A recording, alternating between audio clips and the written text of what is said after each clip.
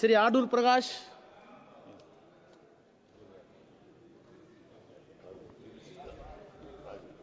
Thank you for having given me this opportunity to participate in the discussion on demand for grants, Railways 25-26. While the vision outlined in the budget is ambitious, we must also critically examine the gaps and shortcomings that could hinder the realization of these goals. Our railway network is the lifetime of the nation, but financially substantially, project execution delays, safety measures, and revenue generation remain key areas of concern.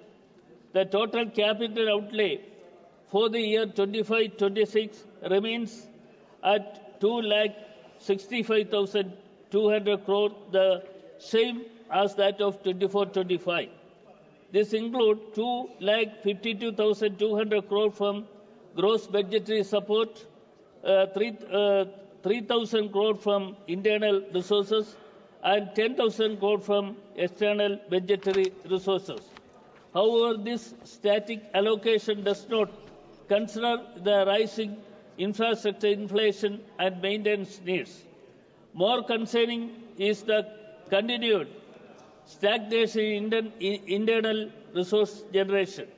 The allocation of 3,000 crore in 25-26 is the same as in 24-25, yet in the later year.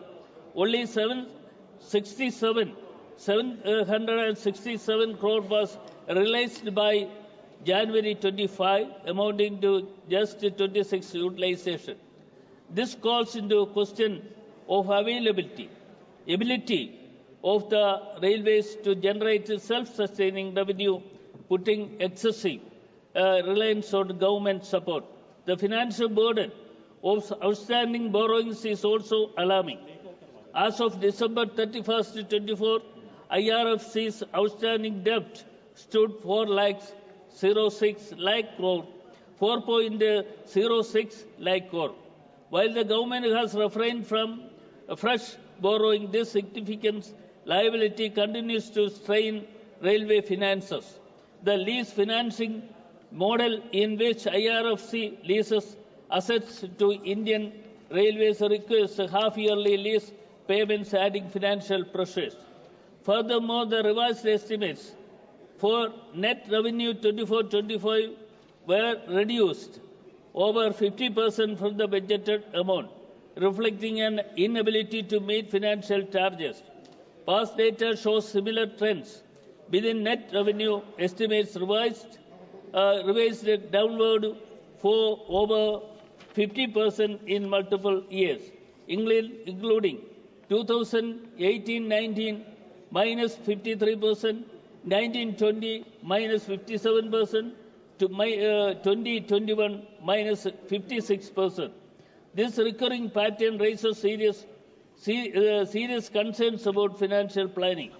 Indian Railways aims for 100% electrification, yet actual progress has not matched the vision.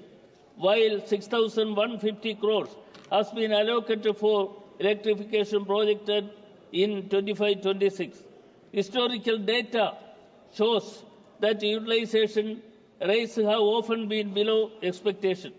For instance, in 24-25, the budgeted amount for electrification has 6,072 crores, but in December 24, only 2,834 crores had been utilized.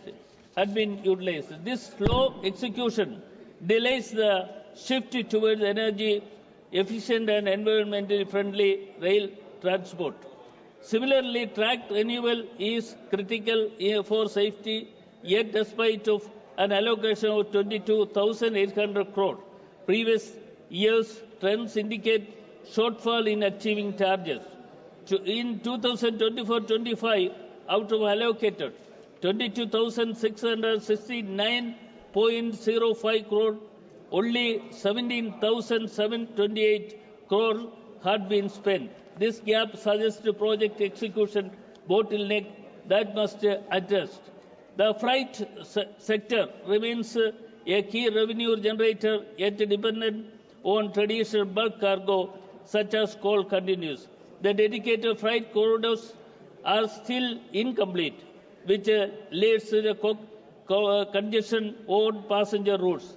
The government has introduced the Gati Shakti cargo terminal policy, leading to 87 new cargo terminals and estimated freight capacity increase 148.9 metric tons per annum.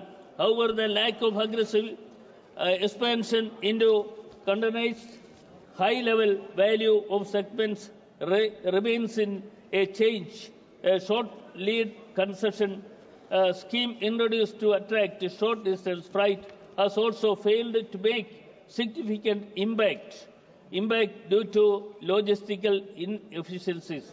With the freight revenue targets set at 1,88,000 crore in 25-26, it is essential to diversify freight offering and improve last-mile connectivity. While Amar Bharat station scheme aims to modernize railway stations, program has been slow. The government has set a target to upgrade 303 stations in 25-26. Yet, past performance indicates delays. In 24-25, the allocation for customer amenities was 12,993.97 crore, but by the end of December 24, they have spent only 8,331.39 crores. Additionally, while the introduction of Vande Bharat and Amar Bharat train is a step forward, overall passenger revenue remains inconsistent. In 24-25, the budgeted revenue for passenger service was 80,000 crore, but actual earnings in December 24 were only 55,953 crores. The railway must improve service quality and adopt demand-based prices strategies to maximize revenue. Railway development in the state of Kerala is also in a standstill, as the state is not getting adequate share in railway allocation. There is no progress in the long-pending Angamali railway line project since for the last 10 years. The railway board has shortlisted Neduvangad town of Kerala under the plan to provide railway connectivity to all towns having population more than 50,000. That it has also be considered. The development of Neman coaching terminal should be completed at the earliest. Thank you. Sir, 1 minute. There are 16 level crosses in my few more speakers are there in your party. Please conclude. Most of the level crossing are at the places of high traffic density. The railway overbridges are very necessary, even though 8 ROBs have already been sanctioned for this level crossing at a single ROB have been not completed so far. In order delay of construction of sanction, railway overbridges are causing great problem in computers of public protest are going on. It is unfortunate that the works of 7 ROBs, Kaniyapuram Railway Cross, Sharkara, Manjadimuk, Edava, Vengulam, Ponnamudu and Adur Gate has not been started even after 12 years of sanctioning the same. The construction of Cherangir ROB has started. The works are getting delayed. It is necessary to take immediate measures for execution of this project. Sir, under this, the demand of pilgrims, we have given a pilgrim for demand, that demand for pilgrim for introduction of a new train service connecting the pilgrim centers Varkala, Shivagiri and Varanasi is not considered. A new train service from Tiruvanaന്തപുരം to Varanasi should be considered for the convenience of the pilgrims. The railway minister is here.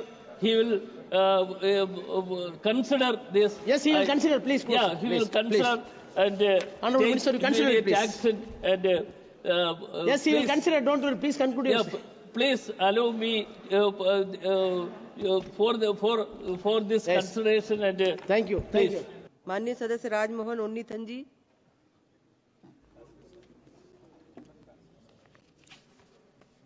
Thank you very much, Madam, for giving me this opportunity to present my views on the demand for grants for the Ministry of Railways for 25-26. Our railway minister is here. As his namesake in Hindu mythology, he is handsome, dynamic, and has infused new health to the Indian railways. I am sincerely grateful to him for granting 2 Vande Bharat trains to Kerala and to Amar Bharat station and 7 ROBs to my constituency, Kasaragod. I appreciate the minister once again. In T.S. Eliot's poem, Skimbleshanks, the railway cat, Skimbleshanks is a cat who lives and works on a night mail train. He takes his job seriously and ensures the smooth running of the train, showcasing the value everyday actions can have. Skimble ensures a comfortable journey for all the passengers. However, in the Indian Railway, moguls are not nimble Skimbleshanks.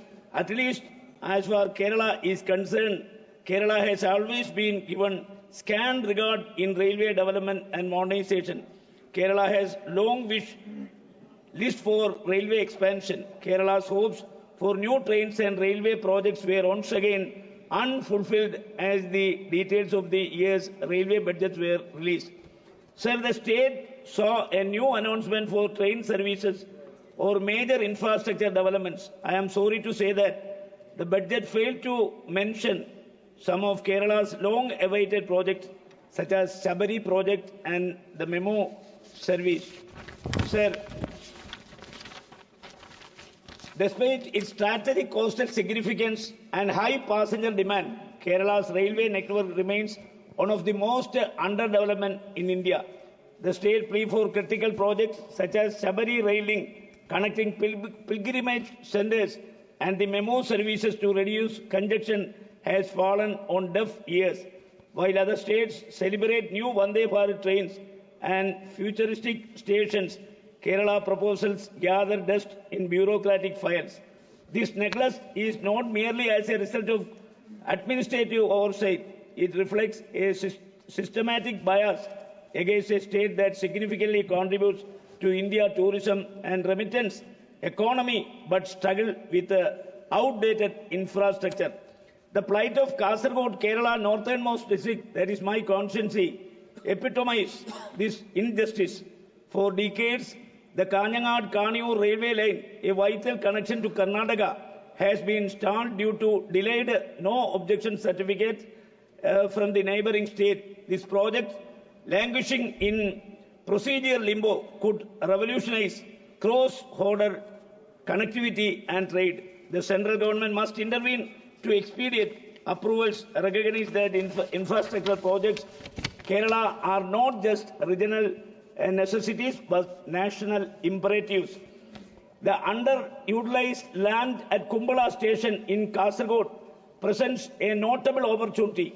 A satellite terminal here could ease freight congestion and boost income commerce, alleging with the Gandhi Shakti vision. Yet such practical proposals remain ignored. Additionally, rerouting the Kerala Express via Konkan Railway is crucial. With only a handful of trains connecting Malabar to Delhi, thousands of migrant students and tourists face undue hardship. A diverted route would enhance the access and integrate northern Kerala with India's growth narrative. Kerala's railway stagnation is not merely an economic issue, but also a matter of federal deficit. The state taxpayers and migrant laborers who rely heavily on trains deserve equitable investment. India's railways, however, seem to prioritize glamorous projects over grassroots needs. For Kerala, development is not about charity, but justice, a recognition of its contribution and challenges. As Elias feline hero ensures no detail is overlooked, India must adopt skimble shanks, ethos to heal Kerala railway wounds. Sir, the exclusion of stations like Kanangad and Neeleshwaram from the Amrit Bharat station list is perplexing. These hubs, which serve as gateways to Kerala's cultural landmarks and emerging industrial touches, deserve modernization. Improving them would enhance the passenger experience and stimulate tourism, yet their potential remains untapped. The annual revenue from Kasaragod station alone is 47 crores. Unfortunately, the train services from Kasaragod to Kannur and Mangalore stations are very limited. Many passengers from Kasaragod travel to Kozhikode in the morning trains, but due to the long gaps between services, their return journey in the evening is very difficult, sir.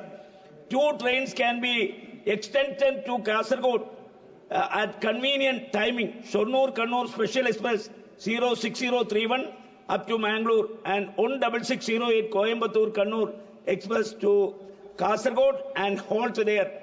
When we demand important things like allowing more trains and restoring the discontinued stops to solve the train travel whose experience in the district in the evening and at night, the railway is denying, saying that it is not feasible and poor patronage. Stops should be denied. Stations in Kasaragod district based on revenue. Since Mangalore is the central destination station, it is natural that the revenue will also decrease as the distance travelled on this down route decreases after Kannur. Sir, 2 more points. More trains should be introduced between Kannur and Mangalore, and the timing of some trains should be rearranged, keeping in mind the convenience of the passengers.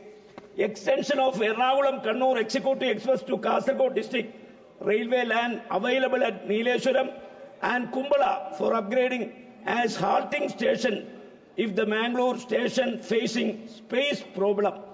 No regular train from Mangalore to the south after 6:10 p.m. and Kozhikode-Kannur to Kasaragod, Mangalore only 2 points. Mangalore after 5:15 p.m. These 2 problems of no train at peak time between populous cities can be solved by introducing a memo train between Mangalore and Kannur. Run Antyodaya Express every day and extending 16607 and 08 Kannur, Alappuzha Executive Express Coimbatore Kannur and Kannur Ernakulam Intercity extend Mangalore or Manjeshwaram Kasaragod from Kannur to Kasaragod. Sir, work on the flyover has not yet touched the ground to address the level crossing. Around 10 ROBs projects in Kasaragod are steeping in loop technology. The foundation stone laying ceremony was conducted by the Honorable Prime Minister of India. The implementation of the project ROB is yet to be finished. The number of general compartments in all trains is very low. As per the number of passengers, there should be a system to increase the number of general compartments as per the requirement. Parking facilities should be provided for disabled at all stations, and railway stations should be made disabled friendly. Avoid delaying 16650 Parashuram Express from Kozhikode by 1 hour in the evening and depart at 16:15 instead of 17 hours. Egmore Express, which previously operated during the Parashuram time, is now operating 2 hours earlier. Allocate 1 Namo Bharat train between Mangalore to Kozhikode. Allocate 1 Vande Bharat train from Coimbatore to Mangalore. And allocate 2 Vande Bharat sleeper trains from Tibet. धन्यवाद सभापति महोदया, आपने मुझे कीमती समय सदन में रखने के लिए अवसर दिया, इसके लिए मैं आपका आभारी हूं।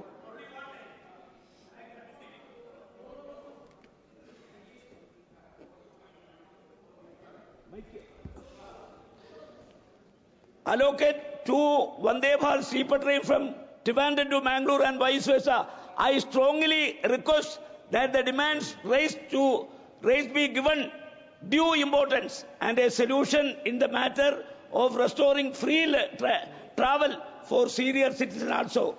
Thank you very much, sir. Thank you very much. Ananya Shri Venchilingam.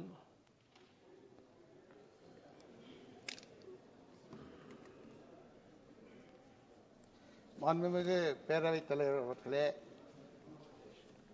மதிப்பிற்குரிய பாராளுமன்ற எதிர்க்கட்சி தலைவராக விளங்கக்கூடிய ராகுல் காந்தியினுடைய அனுமதியோடு இங்கு பேச விளைகின்றேன். அவர் தந்த வாய்ப்பினை நான் அவருக்கு நன்றி தெரிவிக்க விரும்புகின்றேன். இந்த ரயில்வே வரவு செலவு திட்டத்திலே, மத்திய அரசாங்கத்தினுடைய மொத்த வரவு செலவு திட்டத்திலே 3வது இடத்திலே இருக்கக்கூடிய இடமாக இந்த ரயில்வே துறை இருக்கின்றது. ஏறக்குறைய 2,52,000 கோடி ரூபாய் என்று சொல்லக்கூடிய அளவிற்கு மத்திய அரசாங்கத்தினுடைய உதவி அதில் இருக்கின்றது. அதே போல அவருடைய வருமானத்தையும் சேர்த்து பார்த்தால், ரயில்வேயுடைய மொத்த வருமானத்தையும் சேர்த்து பார்த்தால் ஏறக்குறைய 5,64,300 கோடி ரூபாய் என்று சொல்லக்கூடிய அளவிற்கு இன்றைய தினம் இருக்கின்றது என்று சொல்லலாம். ஆனால் இவ்வளவு தொகை செலவு செய்யப்பட்டாலும் கூட ஏழை மக்களுக்கு இது உதவியாக இருக்கின்றதா என்று சொன்னால் இல்லை என்று சொல்ல வேண்டும். ஏனென்றால் அங்கே பயணம் செய்யக்கூடிய எளியவர்கள் பயணம் செய்யக்கூடிய அந்த வசதிகள் அதிலே இருக்கின்றதா என்று சொன்னால் இல்லை என்று சொல்ல வேண்டும். ஏன் இதை கூறுகின்றேன் என்று சொன்னால், எந்த இடத்திலேயும் எந்த ரயில்வே நிலையத்திலே சென்று பார்த்தாலும் கூட அந்த அன்ரிசர்வ்டு கோச்சஸ் என்று சொல்லக்கூடிய அந்த நிலைப்பாட்டிலே அங்கு தொங்கிக் கொண்டும் அங்கே இடம் கிடைக்காமலும் அவதிப்படுகின்ற நிலையை பார்க்கின்றோம். அதே நேரத்திலே அங்கு ஒருவர் பயணம் செய்யக்கூடிய இடத்திலே 4 பேர் பயணம் செய்ய வேண்டிய கட்டாயத்திலே தள்ளப்படுகின்றார்கள். இப்படிப்பட்ட ஒரு கொடுமையான நிலைதான் இன்றைய தினம் ரயில்வே துறையானது சந்தித்துக் கொண்டிருக்கின்றது என்று சொல்லலாம். அதே போல நான் ஏசி கோச்சஸ் என்று சொல்லக்கூடிய அந்த அமைப்பிலே கூட இப்படிப்பட்ட நிலைகள் தான் இருக்கின்றன. இதற்கு முக்கியமான காரணம் என்னவென்று பார்த்தால், இந்த கடந்த 5-6 ஆண்டுகளாக இந்த 2 துறைகளுக்கும் வேண்டிய அந்த வசதிகளை இந்த ரயில்வே துறையானது செய்யவில்லை என்றுதான் நாம் கூற வேண்டும். அது மட்டுமல்ல, அவர்களுக்கு வேண்டி உதவி செய்யாத காரணத்தினாலே அந்த பயணிகளுடைய எண்ணிக்கையும் குறைந்து கொண்டே வருகின்றது. நான் என்னுடைய வேண்டுகோளாக கூற விரும்புவதெல்லாம், தனியாக மக்கள் பயணம் செய்யக்கூடிய, ஏழை மக்கள் பயணம் செய்யக்கூடிய ஒரு ரயில்வே திட்டத்தை இந்த அரசாங்கம் அறிவிக்க வேண்டும் என்று கேட்டுக்கொள்கின்றேன். இதன் மூலமாகத்தான் ஏழை எளியவர்கள் எல்லாம் முழுமையாக பயன்பெற முடியும். ஏனென்றால் இவ்வளவு கோடி ரூபாய் செலவு செய்தாலும் கூட ஏழை எளியவர்கள், நீங்கள் நினைத்து பார்க்க வேண்டும், 1 மைல் அல்ல, 2 மைல் அல்ல, 1000 மைல்கள் பயணம் செய்ய வேண்டிய தூரம். ஏறக்குறைய 1 நாள் அல்ல, 2 நாள் அல்ல, இந்த பயணம் செய்கின்ற நேரத்திலே அவருக்கு நிம்மதி இல்லாமல் பயணம் செய்யக்கூடிய நிலையைத்தான் பார்த்து கொண்டிருக்கின்றோம். இதை மாற்ற வேண்டும் என்பதுதான் எங்களுடைய கோரிக்கை. உங்களுடைய துரிதமான ஒரு கதி சக்தி என்று சொல்லக்கூடிய அந்த சக்தியிலே இருக்கக்கூடிய நிர்வாகத்திலே கூட இதை செய்யவில்லை என்று சொன்னால் அது எங்களுக்கு வேதனை தரக்கூடியதாக இருக்கும், மக்களுடைய வேதனையாக இருக்கும் என்று இந்த நேரத்திலே கூற விரும்புகின்றேன். அது மட்டுமல்ல, அதற்கு மேலாக இவ்வளவு ரூபாய் செலவு செய்தாலும் கூட வசதிகள் இருக்கின்றதா என்று சொன்னால், சரியான புதிய ரயில் பாதைகள் அமைக்கப்படவில்லை. எந்த இடத்திலேயும் நீங்கள் பார்த்தால் புதிய ரயில் பாதைகள் அமைக்கப்பட்டதா என்று சொன்னால் இல்லை என்று சொல்ல வேண்டும். புதிய ரயில் பாதைகள் அமைத்தால் தானே புதிய வசதிகள் கிடைக்கும். ஆனால் அதற்கு உண்டான வழிகள் கிடையாது. அதே போல இந்த ஃப்ரைட் காரிடார் என்று சொல்லக்கூடிய வசதிகள் அது இருக்கின்றதா என்று சொன்னால் அதுவும் இவர்கள் செய்யவில்லை என்று சொல்ல வேண்டும். இதுவரை 2 ஃப்ரைட் காரிடார் தான் இருக்கின்றது என்று சொல்லலாம். அந்த ஃப்ரைட் காரிடார் கூட இந்த வட மாநிலங்களில் இருக்கக்கூடிய வசதியாகத்தான் இருக்கின்றது. ஆனால் தென் மாநிலங்களுக்கு உண்டான அந்த ஃப்ரைட் காரிடார் 1வது இருக்கின்றதா என்று சொன்னால் 1 கூட இல்லை என்று சொல்ல வேண்டும். ஏனென்றால் தென்னிந்தியா முழுமையாக புறக்கணிக்கப்பட்டிருக்கின்றது. அதாவது தொழில் வளர்ச்சியிலே முதன்மையாக விளங்கக்கூடிய தமிழகம், அதே போல கர்நாடகம், அதே போல கேரளா, ஆந்திரா, இவை 3ஐயும் ஒன்றாக இணைத்து ஒரு காரிடரை அமைத்திருந்தால் நன்றாக இருக்கும் என்று கேட்டுக்கொள்கின்றேன். ஏனென்றால் வருகின்ற திட்டத்திலே கூட அது இல்லை. 2 காரிடர் கூட இதுவரை முடிவு செய்யப்படவில்லை. ஆனால் தென்னகத்திற்கென்று ஒரு காரிடர் கூட நீங்கள் தராமல் இருப்பது எங்களுக்கு வேதனையாக இருக்கின்றது. இது எந்த விதமான காரிடாகவும் இருக்கலாம். ஆனால் எல்லாவற்றையும் இணைத்து ஒன்றாக சேர்த்திருந்தால் நிச்சயமாக அதாவது தென்னிந்தியா முழுமையாக ஒரு வளர்ச்சியை பெறும் என்ற நேரத்திலே கூற விரும்புகின்றேன். அதே போல உங்களுடைய அந்த ஃப்ரைட் காரிடர் என்று சொல்லக்கூடிய அந்த காரிடர் குறைவாக இருக்கின்ற காரணத்தினாலே அந்த பொருட்களை எல்லாம் எடுத்து செல்லக்கூடிய நேரத்திலே அந்த டிரான்ஸ்போர்ட் அதனுடைய காரிடருடைய ஆபரேஷன் ஃப்ரைட் ஆபரேஷன் சொல்லக்கூடிய நிலைப்பாடானது 36% இருந்தது. 2007-8 36% இருந்தது. இன்றைய தினம் 2021 இது 26% குறைந்திருக்கின்றது என்று சொல்ல வேண்டும். அதுக்கு காரணம் என்னவென்று பார்த்தால் இந்த வசதிகள் குறைவாக இருக்கக்கூடிய நிலைப்பாடுதான். அதாவது தேவைக்கும் அங்க இருக்கக்கூடிய பயணத்திற்கும் இருக்கக்கூடிய இடைப்பாடு என்று சொல்ல வேண்டும். அந்த இடைப்பாட்டை இந்த அரசாங்கம் அந்த ரயில்வே நிர்வாகம் சரியாக நிர்வகிக்காத காரணத்தினால்தான் இப்படிப்பட்ட நிலைப்பாடு வந்திருக்கின்றது என்று சொல்ல வேண்டும். ஆகவே இதற்கு உண்டான நிலைப்பாடை குறைக்க வேண்டும் என்று சொன்னால் நீங்கள் அந்த சரக்கு வாகனங்கள் செல்வதற்காக தனியாக ஒரு காரிடர் உருவாக்க வேண்டும். அதே போல அந்த வந்தே பாரத் போன்ற விரைவு ரயில்கள் செல்வதற்காக தனியாக ஒரு காரிடரை உருவாக்க வேண்டும். அப்படி உருவாக்கினால்தான் ஏழை மக்கள் பயணம் செய்யக்கூடிய அந்த பேசஞ்சர் ட்ரெயின் எக்ஸ்பிரஸ் ட்ரெயின் என்று சொல்லக்கூடிய அவர்களுடைய நேரமும் காலமும் குறைக்கப்படும். ஆகவே நீங்கள் இந்த பயணத்தை செய்ய வேண்டும் என்று கேட்டுக்கொள்கின்றேன். அது மட்டுமல்ல, இந்த ரயில்வேனுடைய துறையினுடைய வேகம் என்ன, சராசரி வேகம் என்னவென்று பார்த்தால் இன்றைய தினம் 30 கிலோமீட்டர் என்றுதான் இருக்கின்றது. ஆனால் அதை உயர்த்துவதற்காக நீங்கள் முயற்சி எடுத்திருக்கின்றனர் என்று சொன்னால் இதுவரை செய்யவே இல்லை. இந்த 4% அளவிற்கு தான் இது உயர்ந்திருக்கின்றது என்று சொல்ல வேண்டும். அது மட்டுமல்ல, 2030 நீங்கள் குறியீடாக வைத்துக் கொள்ள இருப்பது 50 கிலோமீட்டர் வேகத்திலே அந்த பயணத்தை கொண்டு வருவோம், அந்த சரக்கு வாகனுடைய வேகத்தை கொண்டு வருவோம் என்று கூறுகின்றீர்கள். அதையும் நீங்கள் அடைவீர்களா என்ற ஒரு பெரிய சந்தேகம் இருக்கின்றது. அதற்கு உண்டான நடவடிக்கை எடுக்க வேண்டும் என்று சொன்னால் அந்த ஃப்ரைட் காரிடர் என்று சொல்லக்கூடிய அமைப்பை நீங்கள் உருவாக்கினால்தான் கண்டிப்பாக நிறைவேற்ற முடியும். ஆகவே அதை செய்ய வேண்டும் என்று இந்த நேரத்தில் கேட்டுக்கொள்கின்றேன். அது மட்டுமல்ல, விபத்துகளிலே ஏற்படுகின்ற நேரத்திலே இந்த கவாச் என்று சொல்லக்கூடிய அமைப்பானது ஒரு சில பகுதிகளில் மட்டும்தான் இருக்கின்றது. எல்லா இடங்களிலும் வந்தால்தான் வருகின்ற காலத்திலே அந்த விபத்துகளை தடுக்க முடியும். ஏனென்றால் கடந்த 10 ஆண்டுகளிலே 27 விபத்துகள் நடந்து அந்த விபத்துகளின் மூலமாக பல்வேறு உயிர்களை எல்லாம் நாம் இழந்திருக்கின்றோம். அந்த இழப்பிற்கு நம்மால் ஈடு செய்ய முடியாத அளவிற்கு அவருடைய குடும்பம் பாதிக்கப்பட்டிருக்கின்றது. ஆகவே அந்த இழப்புகளை எல்லாம் தடுக்க வேண்டும், விபத்துக்களை எல்லாம் தடுக்க வேண்டும் என்று சொன்னால் கவாச் அமைப்பினை முழுமையாக எல்லா இடத்திலேயும் நீங்கள் அமைக்க வேண்டும் என்று கேட்டுக்கொள்கின்றேன். அதற்கு அடுத்ததாக எங்களுடைய பகுதியாக தமிழகம் புதுவையை சார்ந்த பகுதியில் இருக்கக்கூடிய இடங்களிலே புதிய சாலைகள், அதாவது ரயில்வே தடங்களை எல்லாம் நீங்கள் அமைக்க வேண்டும் என்று கேட்டுக்கொள்கின்றேன். எங்களுடைய நீண்ட கால கோரிக்கை, குறிப்பாக சென்னையில இருந்து கடலூர் வரை ஒரு பாதையை அமைக்க வேண்டும், புதிய பாதையை அமைக்க வேண்டும் என்று கேட்டுக்கொண்டிருக்கிறோம்.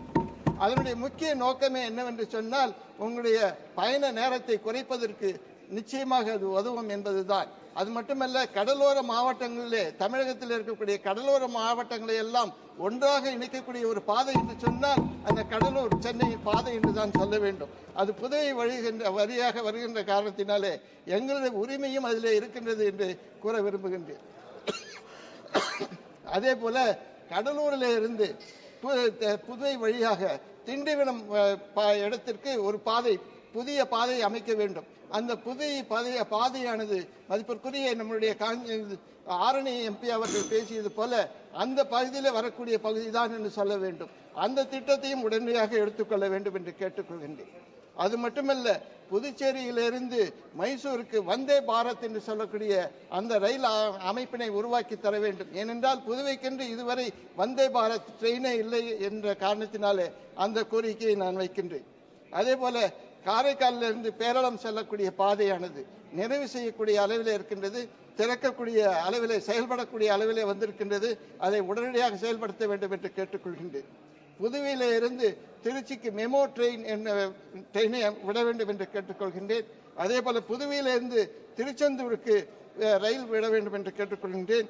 புதுவையில இருந்து காரைக்காலிலிருந்து தாம்பரத்துக்கு செல்லக்கூடிய எக்மோர் தாம்பரத்தில் இருக்கக்கூடிய ட்ரெயினை எக்மோருக்கு நிறுத்த வேண்டும் என்று கேட்டுக்கொள்கின்றேன். புதுவையிலிருந்து ராஜீவ் பரத்வாஜ் ஒரு ரயிலை சேவையை தர வேண்டும் என்று கேட்டுக்கொள்கிறேன். காரைக்காலில் இருந்து அகமதாபாத்திற்கு ஒரு ட்ரெயினை விட வேண்டும் என்று கேட்டுக்கொள்கின்றேன். எல்லாவற்றுக்கும் மேலாக ரயில்வே துறையில் இருக்கக்கூடிய காலி இடங்களை உடனடியாக நிரப்ப வேண்டும். அதுவும் பிராந்திய மொழிகளிலே வெளியிட்டு அந்த பதவிகளுக்கு உண்டான விண்ணப்பங்களை பெற்று அவர்களுக்கு உண்டான வேலை வாய்ப்பினை இந்த பிராந்திய மக்களுக்கு கிடைக்கக்கூடிய வாய்ப்பினை தர வேண்டும் என்று கேட்டுக்கொள்கின்றேன். நன்றி, வணக்கம். Honorable Shri G.C. Chandrasekhar, आप कन्नड़ में बोलेंगे. We'll speak in Kannada. So thank you, sir. Thank you for the opportunity to speak in my mother tongue Kannada on appropriation bill, sir. Sir, at least now the central government remembered that there is a state by name Manipur is there in the India map. Yes. After independence, the most brutal ethical war that took place during BJP government in Manipur. Sir, till date, central government is ignoring Manipur like anything, sir. Sir, Manipur ಒಂದೇ ಅಲ್ಲ, ಈ ಒಕ್ಕೂಟ ವ್ಯವಸ್ಥೆಯಲ್ಲಿರುವ ನಮ್ಮ ಎಷ್ಟೋ ರಾಜ್ಯಗಳನ್ನ ಈ ಕೇಂದ್ರ ಸರ್ಕಾರ ಇವತ್ತಿನ ದಿವಸದಲ್ಲಿ ಇಗ್ನೋರ್ ಮಾಡುವಂತ ಸಂಪ್ರದಾಯಗಳು ಪ್ರಾರಂಭ ಆಗೋಗ್ತಿದೆ. ಯಾಕೆ ಅಂತಂದ್ರೆ ಅಷ್ಟಕ್ಕೂ ಸರ್, ಎಲ್ಲಾ ರಾಜ್ಯಗಳು ಕೂಡ ನಮ್ಮ ಕೇಂದ್ರ ಸರ್ಕಾರನ ಯಾವ ರೀತಿ ಒಂದು ಬಾಂಡಿಂಗ್ ನಲ್ಲಿ ನೋಡ್ತವೆ ಅಂತಂದ್ರೆ ಎಷ್ಟು ಅಫೆಕ್ಷನ್ ದಿಂದ ಪ್ರೀತಿ ವಿಶ್ವಾಸದಿಂದ ಇಟ್ಕೋತಾರೆ ಅಂತ ಅಂದ್ರೆ ಕಾಣ್ತಾರೆ ಅಂತ ಅಂದ್ರೆ ಸರ್, ನಮ್ಮ ರಾಜ್ಯದ ಒಂದು ಸ್ಟೇಟ್ ಆಂಥಮ್ನಲ್ಲಿ ಏನ್ ಬರ್ತದೆ ಅಂತ 2 ಸಾಲನ್ನ ನಾನು ಹೇಳೋದಕ್ಕೆ ಇಷ್ಟಪಡ್ತೀನಿ ಸರ್. ಜಯ ಭಾರತ ಜನನಿಯ ತನು ಜಾತೆ, ಜಯ ಹೇ ಕರ್ನಾಟಕ ಮಾತೆ. Sir, it means victory to you Karnataka, the daughter of mother India. Sir, this shows the great respect Kannadigas has towards the country.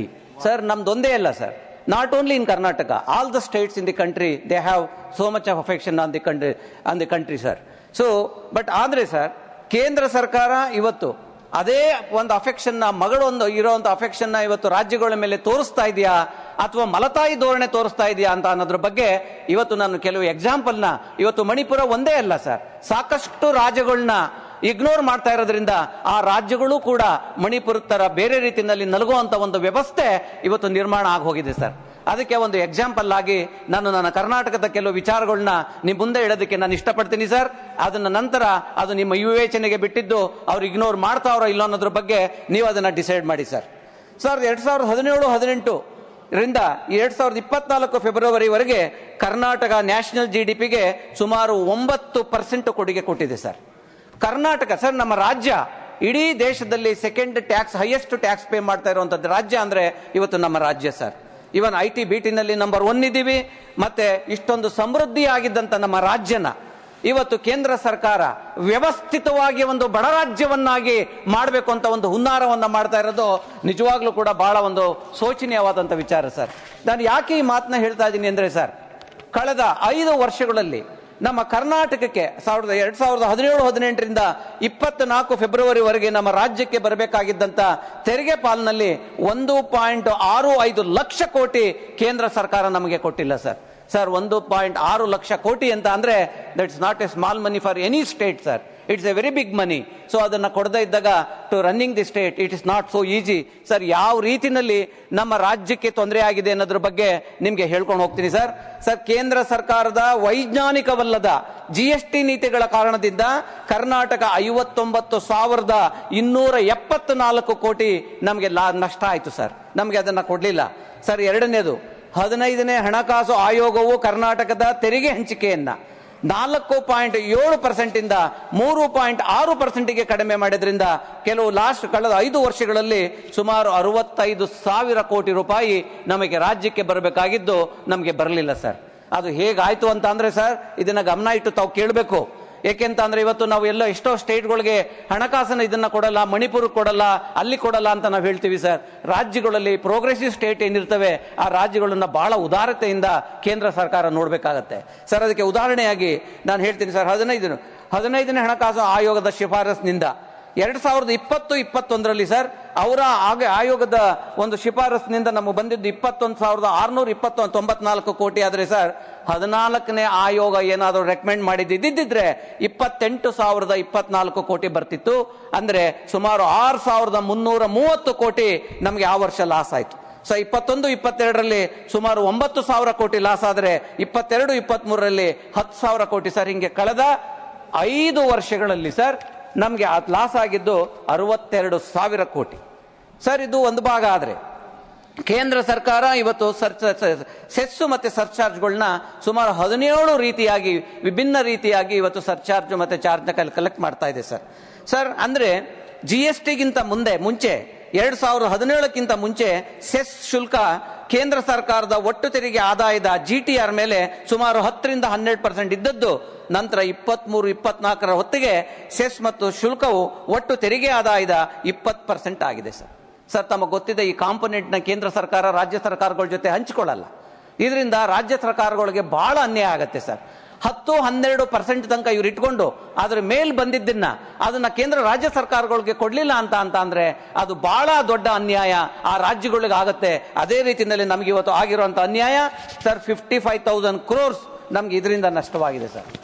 ಇದೆಲ್ಲ ಸೇರಿ ನಮ್ಗೆ ಸುಮಾರು 2018ರಿಂದ 24ವರೆಗೆ ನಮಗೆ ಕರ್ನಾಟಕಕ್ಕೆ 1,65,000 ಕೋಟಿ ನಮ್ಮ ಕರ್ನಾಟಕಕ್ಕೆ ಬರಬೇಕಾದ್ದು ಬರಲಿಲ್ಲ ಸರ್. ಇನ್ನ ಈ ಕೇಂದ್ರ ಸರ್ಕಾರ ಟ್ಯಾಕ್ಸಸ್ ನ ರಾಜ್ಯಗಳಿಗೆ ಕೊಡುವಂತ ಒಂದು ವ್ಯವಸ್ಥೆ ಏನಿದೆ ಸರ್, 18-19ರಿಂದ ಹಿಡಿದು 22-23 ತನಕ ಕೇಂದ್ರ ಸರ್ಕಾರ ರಾಜ್ಯಗಳಿಗೆ ಕೊಟ್ಟಂತ ಒಂದು ಏನು ಟ್ಯಾಕ್ಸಸ್ ನ ಕೊಡೋದೇನಿದೆ ಸರ್, 18-19ರಲ್ಲಿ ಸರ್ ಕರ್ನಾಟಕಕ್ಕೆ ಕೇಂದ್ರದ ತೆರಿಗೆ ಆದಾಯದ ಪಾಲಿನ ರೂಪದಲ್ಲಿ 35,000 ಕೋಟಿ ಸಿಕ್ತಿತ್ತು ಸರ್. 18-19ರಲ್ಲಿ ನಾನು ಮಾತಾಡ್ತಾ ಇರೋದು. ಆದ್ರೆ 23-24ರಲ್ಲಿ ಕೂಡ ಕೇಂದ್ರದ ತೆರಿಗೆ ಆದಾಯದ ಮೊತ್ತ ಸುಮಾರು 21,932 ಕೋಟಿ ಮಾತ್ರ. ಅಂದ್ರೆ ಸರ್ 18-19ರಿಂದ 24-25ಕ್ಕೆ ಜಾಸ್ತಿ ಆಗ್ಬೇಕೆ ಹೊರತು ಟ್ಯಾಕ್ಸ್ ಕೊಡುವಂಥದ್ದು ಆ ರಾಜ್ಯಕ್ಕೆ ಕಮ್ಮಿ ಆಗುವಂತ ವ್ಯವಸ್ಥೆ ಇರಬಾರ್ದು. ಆದ್ರೆ ನಮ್ಮ ರಾಜ್ಯಕ್ಕೆ ಬಂದಂಥದ್ದು ಸುಮಾರು ನಮಗೆ 6 ವರ್ಷಗಳಿಗಿಂತ ಹೆಚ್ಚು ಕಮ್ಮಿಯಿಂದ ಅಂದ್ರೆ ನಮ್ಗೆ 14,553 ಕೋಟಿ ನಮ್ಗೆ ಕಡಿಮೆ ಆಗುತ್ತೆ ಸರ್. ಅಂದ್ರೆ 6 ವರ್ಷದ ಹಿಂದೆ ಕೊಡ್ತಿದ್ಕಿಂತ ಇವಾಗ ಕೊಡುವಂತ ಟ್ಯಾಕ್ಸ್ ಇಂದ 14,000 ಕೋಟಿ ಅಂದ್ರೆ it's not a small money sir, it's a very big money to the state. ಅದು ಆಗುತ್ತೆ ಸರ್ ಇದೇ ಪೀರಿಯಡ್ ಅಲ್ಲಿ. ಸರ್ ನೀವು ಬೇರೆ ರಾಜ್ಯಗಳಿಗೆ ನೀವು ದುಡ್ಡು ಕೊಡಬೇಡಿ ಅಂತ ನಾನು ಹೇಳಲ್ಲ. ನಾನು ಯಾವ ರಾಜ್ಯಗಳಿಗೆ ಬೇಕಾದ್ರೂ ಎಷ್ಟಾದ್ರೂ ಕೊಡಿ ನೀವು, ಯಾಕೆಂದ್ರೆ ಎಷ್ಟೋ ರಾಜ್ಯಗಳಲ್ಲಿ ಹಣಕಾಸಿನ ಅವಶ್ಯಕತೆ ಇರ್ತದೆ. ಅವ್ರಿಗೆ ಕೊಟ್ರೆ ನೀವು 1 ಅಲ್ಲ 2 ಲಕ್ಷ ಕೋಟಿ ಕೊಡಿ, ನಿಮ್ಮ ಹತ್ರ ದುಡ್ಡಿದ್ರೆ ನಮ್ಗೆ ಅದರ ಅವಶ್ಯಕತೆ ಇಲ್ಲ. ಆದ್ರೆ ನಮ್ಮ ರಾಜ್ಯಕ್ಕೆ ಅನಾನುಕೂಲ ಆಗಬಾರ್ದು ಅನ್ನೋದು ರೀತಿಯಲ್ಲಿ ಹೇಳ್ತೀನಿ ಸರ್. 1-2 ರಾಜ್ಯಗಳನ್ನ ನಾನು ಎಕ್ಸಾಂಪಲ್ಗೆ ತಗೊಳ್ಳೋಕೆ ನಾನು ಇಷ್ಟಪಡ್ತೀನಿ. ಇದೇ ಪೀರಿಯಡ್ ಅಲ್ಲಿ ಸರ್ ನಮ್ಗೆ ಯಾವಾಗ 14,000 ಕೋಟಿ 6 ವರ್ಷದಲ್ಲಿ ಲಾಸ್ ಆಗುತ್ತೋ ಮೊದಲಿಗಿಂತ ಅದೇ ಪೀರಿಯಡ್ ಅಲ್ಲಿ ಸರ್ 1,36,766 ಕೋಟಿ ಪಡೆಯುತ್ತಿದ್ದಂತ ಉತ್ತರ ಪ್ರದೇಶ 1,83,238 ಕೋಟಿ ಪಡೆಯುತ್ತೆ. ಅದೇ ಬಿಹಾರು 73,603 ಕೋಟಿ ಪಡೆಯುತ್ತಿದ್ದು 1,02,737 ಕೋಟಿ ರೂಪಾಯಿನ ಪಡೆಯುತ್ತದೆ. ಅದೇ ಗುಜರಾತ್ ಸರ್ 18-19ರಲ್ಲಿ ನಮ್ಮ ಕರ್ನಾಟಕ ತರನೇ ಬಹಳ ಕಮ್ಮಿ 23,489 ಕೋಟಿಗಳನ್ನ ತೆರಿಗೆ ಪಾಲು ಪಡೆಯುತ್ತಿದ್ದಂತ ಗುಜರಾತ್ 23-24ರಲ್ಲಿ ಸರ್ 35,525 ಕೋಟಿ ಪಡೀತದೆ. ಇದೇ ಪೀರಿಯಡ್ ನಲ್ಲಿ ಗುಜರಾತಿನ ತೆರಿಗೆ ಪಾಲು 12,036 ಕೋಟಿ ಜಾಸ್ತಿ ಆಗುತ್ತೆ. ಅಂದ್ರೆ ಸುಮಾರು 51% ಅವ್ರದ್ದು ಕೊಡ್ಬೇಕಾದ್ರು ಬರ್ತಾ ಇರುವಂತದ್ದು ಹಳೆ 6 ವರ್ಷಕ್ಕೆ ಕಂಪೇರ್ ಮಾಡಿದ್ರೆ 51% ಟ್ಯಾಕ್ಸ್ ಜಾಸ್ತಿ ಆಗುತ್ತೆ. ಆದ್ರೆ ಕರ್ನಾಟಕಕ್ಕೆ ನಮಗೆ 14,000 ಕೋಟಿ ಲಾಸ್ ಆಗುತ್ತೆ. ಇದರಿಂದ ಎಷ್ಟು ಒಂದು ತೊಂದರೆ ಆಗುತ್ತೆ ಆ ರಾಜ್ಯಕ್ಕೆ ಅಂತ ಇವತ್ತೊಂದು ದಿವಸ ತಾವು ಯೋಚನೆ ಮಾಡಬೇಕು ಸರ್. ಕಷ್ಟ, ಏಕೆಷ್ಟೋ ರಾಜ್ಯಗಳಲ್ಲಿ ತುಂಬಾ ಪಾಪ್ಯುಲೇಷನ್ ಇರ್ತದೆ, ಅವ್ರಿಗೆ ಹಣಕಾಸಿನ ವ್ಯವಸ್ಥೆ ಮಾಡಬೇಕು. ಅದನ್ನ ನಾನು ಇಲ್ಲ ಅಂತ ಹೇಳಲ್ಲ ಸರ್. ಇವನ್ ಫಾರ್ ಬಿಹಾರ್ ನನಗೆ UPನ ತಗೊಂಡ್ರೆ 20 ಕೋಟಿ ಜನಸಂಖ್ಯೆ ಹೊಂದಿರುವಂತಹ ಉತ್ತರ ಪ್ರದೇಶದಲ್ಲಿ ಸರ್ 5 ವರ್ಷದಲ್ಲಿ GST ಸಂಗ್ರಹ ಆಗಿದ್ದು ಸುಮಾರು 4 ಲಕ್ಷ ಕೋಟಿ. ಆದ್ರೆ ತೆರಿಗೆ ಪಾಲನ ರೂಪದಲ್ಲಿ ಆ ರಾಜ್ಯಕ್ಕೆ ಸಿಕ್ಕಿದ್ದು 8.32 ಲಕ್ಷ ಕೋಟಿ. ಅಂದ್ರೆ ಕೇಂದ್ರ ಸರ್ಕಾರ ಪ್ರಾಯೋಜಿತ ಯೋಜನೆಗಳಲ್ಲಿ ಕೂಡ ಗರಿಷ್ಠ ಲಾಭನ ಈ ರಾಜ್ಯಕ್ಕೆ ಕೊಟ್ಟಿದೆ ಸರ್. ಇದಕ್ಕೆ ನಮ್ಮ ಅಭ್ಯಂತರ ಏನೂ ಇಲ್ಲ. ಆದ್ರೆ ಬೇರೆ ರಾಜ್ಯಗಳಿಗೆ ನೀವು ಕೊಡ್ತಾ ಇರುವಾಗ ಕರ್ನಾಟಕನು ಕೂಡ this a developing country, developing state, we are contributing lot of taxes to the nation. ಆದ್ರೂ ಕೂಡ ಆ ರಾಜ್ಯಕ್ಕೆ ನೀವು ಕೊಡ್ಲಿಲ್ಲ ಅಂತ ಅಂದ್ರೆ ಆ ರಾಜ್ಯನ ಹೇಗೆ ನಡೆಸಬೇಕು ಅನ್ನೋದನ್ನ ನೀವು ಯೋಚನೆ ಮಾಡಬೇಕು ಸರ್. ಇಷ್ಟೆಲ್ಲ ಅನುದಾನಗಳ ಕೊರತೆ, GST ಕೊರತೆ, ತೆರಿಗೆ ಪಾಲು, ಫೈನಾನ್ಸ್ ಕಮಿಷನ್ ಹಣ ಕಡಿತ, ರೆಕಮೆಂಡೇಶನ್ ಅಂತೆ ನಮಗೆ ಸಿಗದಂತ ಪಾಲು, ಕೇಂದ್ರ ಪ್ರಾಯೋಜಿತ ಯೋಜನೆಗಳ ಅಸಹಕಾರ, ಇವೆಲ್ಲ ಸೇರಿ ಸರ್ ನಮ್ಮ ರಾಜ್ಯ ಸಾಲ ಮಾಡುವಂತ ಪರಿಸ್ಥಿತಿಗೆ ಬಂದ್ಬಿಡುತ್ತೆ ಸರ್. ನಮ್ಮ ರಾಜ್ಯ ಪ್ರೋಗ್ರೆಸ್ ಆಗಿದ್ದಂಥದ್ದು, ಡೆವಲಪ್ಮೆಂಟ್ ಮಾಡ್ತಾ ಇದ್ದಂತ ರಾಜ್ಯ ಇವತ್ತೊಂದು ದಿವಸ ಸಾಲ ಮಾಡುವಂತ ಪರಿಸ್ಥಿತಿಗೆ ಬಂದು ಒದಗ್ಬಿಡ್ತದೆ ಸರ್. ನಿಮಗೆ ಒಂದು ಉದಾಹರಣೆ ಹೇಳ್ತೀನಿ ಸರ್. 2018ರಲ್ಲಿ ಕರ್ನಾಟಕದ ಸಾಲ ಇದ್ದದ್ದು 2.45 ಲಕ್ಷ ಕೋಟಿ. ಅದೇ ಸರ್ 2023ಕ್ಕೆ ನಮ್ಮ ರಾಜ್ಯದ ಸಾಲ 5.40 ಕೋಟಿ ಇವತ್ತೊಂದು ದಿವಸ ಆಗುತ್ತೆ. ಸುಮಾರು 93% ಹೆಚ್ಚುವರಿಯಾಗಿ ನಾವು ಸಾಲ ಮಾಡುವಂತ ದುಸ್ಥಿತಿಗೆ ಕರ್ನಾಟಕ ಬಂದ್ಬಿಡುತ್ತೆ ಸರ್. ಆದ್ರೆ ಉತ್ತರ ಪ್ರದೇಶ ಇವತ್ತು ಡೆವಲಪ್ ಆಗ್ತಾ ಇರುವಂತ ರಾಜ್ಯ, ಅಲ್ಲಿಗೆ ಹಣಕಾಸಿನ ವ್ಯವಸ್ಥೆ ಜಾಸ್ತಿ ಬೇಕು. ಆದ್ರೆ ಅವರು ತುಂಬಾ ಹುಷಾರಾಗಿ ಹ್ಯಾಂಡಲ್ ಮಾಡಿದ್ರು. ಅವರು ಸಾಲ ತಗೊಳ್ಳಿಲ್ಲ, ಕೇಂದ್ರ ಸರ್ಕಾರದಿಂದ ಅನುದಾನ ತಗೊಂಡ್ರೆ ಹೊರತು ಅವರು ಸಾಲ ತಗೊಂಡಿದ್ದು ಎಷ್ಟು ಅಂದ್ರೆ ಸರ್, ಅವ್ರದ್ದು 2018 ಇದ್ದಂತ ಸಾಲ 5.17 ಲ್ಯಾಕ್ ಕ್ರೋರ್ ಆದ್ರೆ 23ಕ್ಕೆ 6.43 ಲಕ್ಷ ಕೋಟಿ ಆಗುತ್ತೆ. ಕೇವಲ 24% ಮಾತ್ರ ಹೆಚ್ಚುವರಿಯಾಗಿ ಸಾಲ ತಗೋತಾರೆ. ಮಿಕ್ಕಿದ ದುಡ್ಡನ್ನ ಕೇಂದ್ರ ಸರ್ಕಾರ ಕೊಡುತ್ತೆ, ಆದ್ರೆ ಕರ್ನಾಟಕಕ್ಕೆ ಕೊಡಲ್ಲ ಸರ್. ಅದೇ ಗುಜರಾತ್ ನೀವು ತಗೊಂಡ್ರೆ 2.68 ಕ್ರೋರ್ ಸಾಲ ಇದ್ದಂಥದ್ದು ಕೇವಲ 1 ಲಕ್ಷ ಕೋಟಿ 23ಕ್ಕೆ ಜಾಸ್ತಿ ಆಗುತ್ತೆ. ಅದು 45% ಮಾತ್ರ ಜಾಸ್ತಿ ಸಾಲ ತಗೋತಾರೆ ಹೊರತು ಅದನ್ನ ಅವರು ಕೇಂದ್ರ ಸರ್ಕಾರದಿಂದ ಅವ್ರಿಗೆ ಅನುದಾನಗಳು ಜಾಸ್ತಿ ಸಿಗ್ತವೆ ಸರ್. ತಮಗೆ ಗೊತ್ತಿದೆ 2021 ಮತ್ತು 21-22ರಲ್ಲಿ GST ಸರ್, GST ಪರಿಹಾರ ಕೊರತೆ ಅಥವಾ GST ಕಾಂಪನ್ಸೇಷನ್ ಶಾರ್ಟ್ ಫಾಲ್ ಆದ ಪಕ್ಷದಲ್ಲಿ ಕೇಂದ್ರ ಸರ್ಕಾರ ನಮಗೆ ದುಡ್ಡನ್ನು ಕೊಡಬೇಕಾಗಿತ್ತು. ಆದರೆ ಕೇಂದ್ರ ಸರ್ಕಾರ ಸರ್ ನಮಗೆ ಹಣಕಾಸಿನ ನೆರವು ಕೊಡಲಿಲ್ಲ. ಅದು ಮಾಡಿದ್ದೇನಂತ ಅಂದ್ರೆ ಸಾಲ ತಗೊಳ್ಳೋದಕ್ಕೆ ಕೇಂದ್ರ ಸರ್ಕಾರನೇ ಪ್ರೇರೇಪಣೆ ನೀಡಿ ನಾವೇ ಸಾಲ ಕೊಡ್ತೀವಿ ತಗೊಳ್ಳಿ ಅಂತ ಹೇಳಿ 30,000 ಕೋಟಿ ಸಾಲ ತಗೊಳ್ಳುವಂತ ಒಂದು ದುಸ್ಥಿತಿಗೆ ಬಂದ್ಬಿಡ್ತು ಸರ್. ದೇಶದ ಯಾವ ರಾಜ್ಯಗಳು ಕೂಡ ಕೇಂದ್ರ ಸರ್ಕಾರದಿಂದ GST ಪರಿಹಾರ ಶಾರ್ಟ್ ಫಾಲ್ ಆದಾಗ ಸಾಲ ತಗೊಂಡಂತ ಉದಾಹರಣೆಗಳಿಲ್ಲ. ಕರ್ನಾಟಕ ಒಂದೇ ಹೈಯೆಸ್ಟ್ ಸಾಲ ತಗೊಂಡು, ಬೇರೆ ಯಾವ ರಾಜ್ಯಗಳು ಕೂಡ ಹತ್ತತ್ರಕ್ಕೂ ಕೂಡ ಬರಲಿಲ್ಲ ಸಾಲ ತಗೊಳ್ಳೋದಕ್ಕೆ. ಅಂದ್ರೆ ನಾನು ಹೇಳೋದು, ಹೇಗೆ ಕರ್ನಾಟಕವನ್ನ ವ್ಯವಸ್ಥಿತವಾಗಿ ಸಾಲಗಾರನಾಗಿ ಮಾಡೋದು ಸರ್, irrespective of any government in my state, even BJP or Congress whatever it may be, ಅವ್ರ ಕೈಲಿ ಕಾಂಗ್ರೆಸ್ ಇದನ್ನ ನಡೆಸಕ್ ಆಗ್ಲಿಲ್ಲ ಅಂತ ಅಂದ್ರೆ ಅವ್ರಿಗೆ ಈ ಸಾಲ ತಗೊಳ್ದನೆ ಅವ್ರಿಗೆ ಬೇರೆ ದಾರಿನೇ ಇರಲಿಲ್ಲ ಸರ್. ಆ ರೀತಿಯಲ್ಲಿ ಸಾಲ ಜಾಸ್ತಿ ಆಯಿತು. ನಮ್ಮ ರಾಜ್ಯ ಬಹಳ ಒಂದು ಕಷ್ಟದ ಪರಿಸ್ಥಿತಿಗೆ ಬರುವಂತ ಒಂದು ಪರಿಸ್ಥಿತಿ ನಿರ್ಮಾಣ ಆಯಿತು ಸರ್. ಇನ್ನ ಕೇಂದ್ರ ಇದಕ್ಕೆ ಸೆಂಟ್ರಲಿ ಸ್ಪಾನ್ಸರ್ಡ್ ಸ್ಕೀಮ್ಸ್ ನೀವು ತಗೊಂಡ್ರೆ ಸರ್, ಇವತ್ತು 2016-17ಕ್ಕೆ ಕಂಪೇರ್ ಮಾಡಿದ್ರೆ ಇವತ್ತು GSTನ ನಾವು ಕರ್ನಾಟಕ ಮೊದಲೆಷ್ಟು ಕಟ್ತಿದ್ವು ಅದರ ಡಬ್ಬಲ್ ಇವತ್ತು ಕಟ್ತಾ ಇದ್ದೀವಿ. ಟ್ಯಾಕ್ಸಸ್ ಜಾಸ್ತಿ ಆಗುತ್ತೆ, ಎಲ್ಲ ಜಾಸ್ತಿ ಆಗುತ್ತೆ. ಆದರೆ ಕರ್ನಾಟಕಕ್ಕೆ ಬರಬೇಕಾದಂತ ಸರ್ ಸೆಂಟ್ರಲಿ ಸ್ಪಾನ್ಸರ್ಡ್ ಸ್ಕೀಮ್ಸ್ಗೆ ಯಾವುದೇ 15 ಫೈನಾನ್ಸ್ ರೆಕಮೆಂಡೇಶನ್ ಬೇಕಾಗಿಲ್ಲ, ಯಾವುದೂ ಬೇಕಾಗಿಲ್ಲ. ಕೇಂದ್ರ ಸರ್ಕಾರ ಸ್ವಲ್ಪ ಉದಾರತೆ ತೋರಿಸಿ ಆ ರಾಜ್ಯಕ್ಕೆ ಅನ್ಯಾಯ ಆಗ್ತಾ ಇದೆ ಅಂತ ಸ್ವಲ್ಪ ಮನಸ್ಸು ಮಾಡಿದ್ರೆ ಅವ್ರು ಎಷ್ಟು ದುಡ್ಡು ಬೇಕಾದ್ರೂ ಕೊಡ್ಬೋದು. ಆದರೆ ಅದನ್ನ ಮಾಡಲಿಲ್ಲ ಸರ್. ನಾನು ಹೇಳ್ತೀನಿ ಸರ್, 19-20ರಲ್ಲಿ ನಮಗೆ ಈ ಸೆಂಟ್ರಲಿ ಸ್ಪಾನ್ಸರ್ಡ್ ಸ್ಕೀಮಿಂದ ಸಿಕ್ತಿದ್ದ ಹಣ 14,505 ಕೋಟಿ ರೂಪಾಯಿ ಸರ್. ಅದು ಜಾಸ್ತಿ ಆಗಬೇಕೋ ಇಲ್ವೋ ಸರ್, 23-24ಗೆ ಜಾಸ್ತಿ ಆಗಬೇಕೋ ಇಲ್ವೋ ಸರ್. ಆದರೆ ಬಂದಿದ್ದು ನಮಗೆ 11,269 ಕೋಟಿ. ಅಂದ್ರೆ ಕಳೆದ 6 ವರ್ಷಕ್ಕೆ ಕಂಪೇರ್ ಮಾಡಿದ್ರೆ 3,000 ಕೋಟಿ ಕಮ್ಮಿ ಆಗುತ್ತೆ. ಕಳೆದ 3 ವರ್ಷಕ್ಕೆ ಕಂಪೇರ್ ಮಾಡಿದ್ರೆ 8,000 ಕೋಟಿ ನಮ್ಮ ಕರ್ನಾಟಕಕ್ಕೆ ಬರಬೇಕಾದಂತ ಟ್ಯಾಕ್ಸ್ ಕಮ್ಮಿ ಆಗುತ್ತೆ ಅಂತ ಅಂದ್ರೆ ಲೆಕ್ಕ ಹಾಕೊಳ್ಳಿ. ಯಾವತ್ತೂ ಕೂಡ ಟ್ಯಾಕ್ಸ್ ಬರ್ತಾ ಜಾಸ್ತಿ ಆಗಬೇಕು ಸರ್. ಇವತ್ತು ನಮ್ಮ ಕೇಂದ್ರ ಸರ್ಕಾರದ ಬಜೆಟ್ ಗಾತ್ರ ಇವತ್ತು 5 ವರ್ಷದ ಹಿಂದಕ್ಕೆ ನೀವು ತಗೊಂಡ್ರೆ 24 ಲಕ್ಷ ಕೋಟಿ ಇತ್ತು, ಇವತ್ತು 50 ಲಕ್ಷ ಕೋಟಿ ಆಗಿದೆ. ಆದರೆ ಅಷ್ಟೊಂದು ಆದಾಗ್ಲೂ ಕೂಡ ನಮ್ಮ ಬರಬೇಕಾಗಿದ್ದಂತ ಟ್ಯಾಕ್ಸ್ ಜಾಸ್ತಿ ಆಗಲ್ಲ, ಕಮ್ಮಿ ಆಗುತ್ತೆ ಕರ್ನಾಟಕಕ್ಕೆ. ಅಂದ್ರೆ ಅದು ಕರ್ನಾಟಕದ ಪರಿಸ್ಥಿತಿ ಯಾವ ಪರಿಸ್ಥಿತಿಯಲ್ಲಿ ಬಂದು ನಿಲ್ಲಬೇಕು ಅಂತ ಸ್ವಲ್ಪ ನೀವು ಯೋಚನೆ ಮಾಡಿ ಸರ್. ಇಷ್ಟಾದ್ಮೇಲೆ ಈ ಟ್ಯಾಕ್ಸಸ್ ಇಂದ ಸರ್ ಇದೇ ಅವಧಿನಲ್ಲಿ ಉತ್ತರ ಪ್ರದೇಶಕ್ಕೆ 2,67,000 ಕೋಟಿ ಕೊಡ್ತೀರಾ, ಮಧ್ಯಪ್ರದೇಶಕ್ಕೆ ಸುಮಾರು 1,57,000 ಕೋಟಿ ಕೊಡ್ತೀರಾ, ಬಿಹಾರಕ್ಕೆ 1,28,000 ಕೋಟಿ ಕೊಡ್ತೀರಿ. ಆದ್ರೆ ಇದು ಯಾವುದು ತಪ್ಪು ಅಂತ ಹೇಳಲ್ಲ, ಕರ್ನಾಟಕಕ್ಕೆ ನೀವು ಕೊಡೋದಿಲ್ಲ. ಇದು ಸರಿ ಅಂತ ನಿಮ್ಗೆ ಅನ್ಸಿದ್ರೆ ಬಹಳ ಸಂತೋಷ ಸರ್, ನಾವೇನು ಮಾಡೋಕ್ಕಾಗೋದಿಲ್ಲ ಸರ್. ಇದ್ರ ಜೊತೆಗೆ EAPS ಪ್ರಾಜೆಕ್ಟ್ ಸರ್, ಇದನ್ನ ಗ್ರಾಂಟ್ ಕೊಡುವಂಥದ್ದು ಸರ್. ಇದನ್ನ 19-20 ಮತ್ತೆ 23-24 ಅವಧಿಗೆ ರಾಜ್ಯಕ್ಕೆ ಬಿಡುಗಡೆಯಾದಂತ ಹೆಚ್ಚುವರಿ ಕೇಂದ್ರ ನಿಧಿ, ಅಡಿಷನಲ್ ಗ್ರಾಂಟ್ ಇದು. ಸೊ ಇದರಲ್ಲಿ ಇದು ಕೇಂದ್ರ ಸರ್ಕಾರ ಯಾರಿಗೆ ಬೇಕಾದ್ರೂ ಎಷ್ಟಾದ್ರೂ ಕೊಡಬಹುದು, ಅದರ ವಿವೇಚನೆಗೆ ಬಿಟ್ಟಂತ ವಿಚಾರ ಸರ್. ಇದರಲ್ಲಿ ಕರ್ನಾಟಕಕ್ಕೆ ಗ್ರಾಂಟ್ ರೂಪದಲ್ಲಿ ಕೊಟ್ಟಿದ್ದು ಬರೀ 23.94 ಕೋಟಿ ರೂಪಾಯಿ ಮಾತ್ರ. ಆದರೆ ಸಾಲ ಕೊಟ್ಟಿದ್ದು ನಮಗೆ ಇದರಲ್ಲಿ 7,628.57 ಕೋಟಿ ಕೊಡ್ತಾರೆ. ಅಂದ್ರೆ ನಮಗೆ ಗ್ರಾಂಟ್ ಕೊಟ್ಟಿದ್ದು 23 ಕೋಟಿ, ಸಾಲ ಕೊಟ್ಟಿದ್ದು 7,500 ಕೋಟಿ. ಆದ್ರೆ ಬೇರೆ ರಾಜ್ಯಗಳಿಗೆ ಸರ್ ಗ್ರಾಂಟಿನ ಜಾಸ್ತಿ ಕೊಡ್ತಾರೆ, ಸಾಲನ ಕಮ್ಮಿ ಕೊಡ್ತಾರೆ. ಕರ್ನಾಟಕ ಏನ್ ಸರ್ ಅನ್ಯಾಯ ಮಾಡಿದೆ?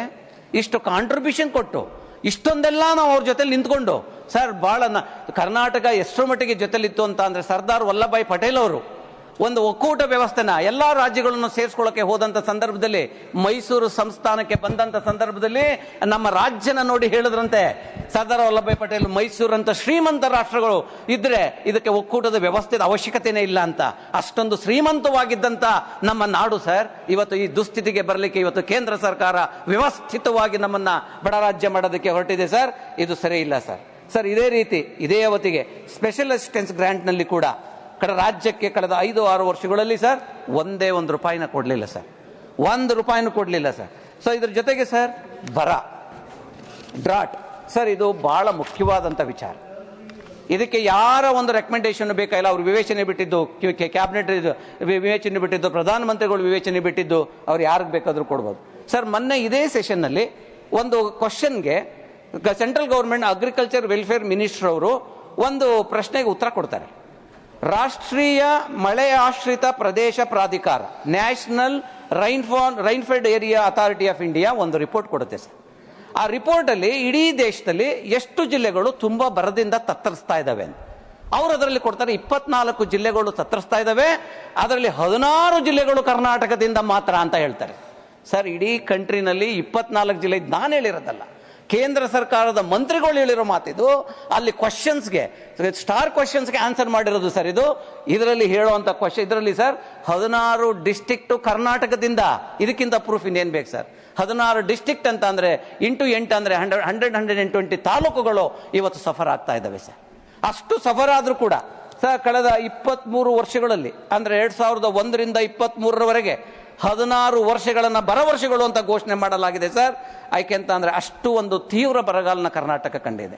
23-24ನೇ ಸಾಲಿನಲ್ಲಿ 48 ಹೆಕ್ಟೇರ್ ಬಿತ್ತನೆ ಪ್ರದೇಶ ತೀವ್ರ ಬರಗಾಲ ಮತ್ತು ಅಸಮರ್ಪಕ ಮಳೆಯಿಂದಾಗಿ ಹಾನಿಗೊಳಗಾಗಿ ಕೃಷಿ ಮತ್ತು ಅವಲಂಬಿತ ವಲಯದ ಬೆಳೆಗಳಿಗೆ ಸುಮಾರು 22-23ರಲ್ಲಿ 2.8 ಇದ್ದದ್ದು ಕಳೆದ ವರ್ಷ 1.8 ಆಗೋಯ್ತು ಸರ್.